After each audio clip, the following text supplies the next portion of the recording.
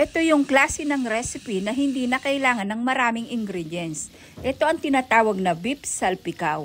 Oo, bes, alam ko beef ito at bawal na bawal sa'yo to kung mayroong kang gout o rayuma. At ito ang pinaka number 1 na babawalan sa'yo ng doktor. Pero syempre matigas ang ulo mo kaya kakain ka nito. So syempre kailangan hiwain muna natin yung meat. Kung bibili ka ng laman ng beef, kailangan yung lomo ang bilhin mo para malambot. At madali siyang palambutin at hindi matigas, ganun. Tapos ang ginawa ko dito, binabad ko lang siya ng 2 pirasong kalamansi. Pero kung meron naman kayong liquid seasoning na may kalamansi na, toyo, kompleto na, di yun ang gamitin nyo. Tapos nag-add din ako ng chop ng bawang or garlic. Add din ako ng konting paminta, yung durog. Make sure best nalalagyan mo siya ng oyster sauce.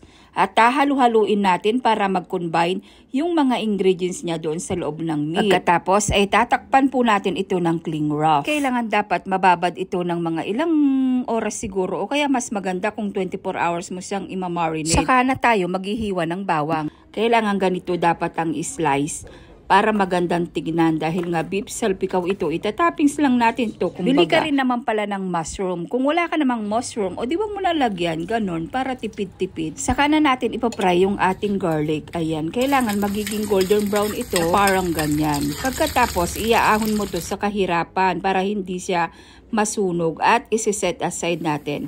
And next naman ay ipapry natin yung ating mushroom.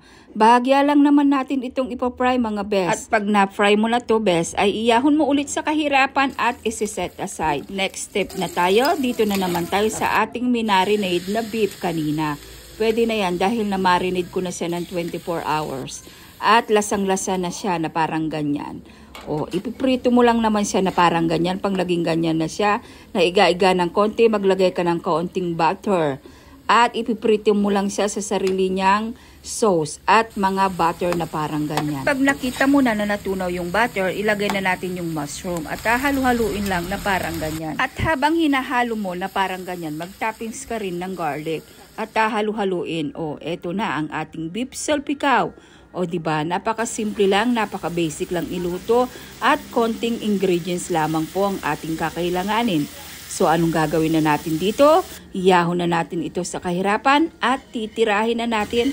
Baka tirahin pa ng iba. Char! Make sure best na konti lang ang kakainin mo dito kung isa kang dialysis patient. Kung may gout ka naman ay mas mainam kung wag ka na lang kumain best para hindi ka nasakit baa, ganon.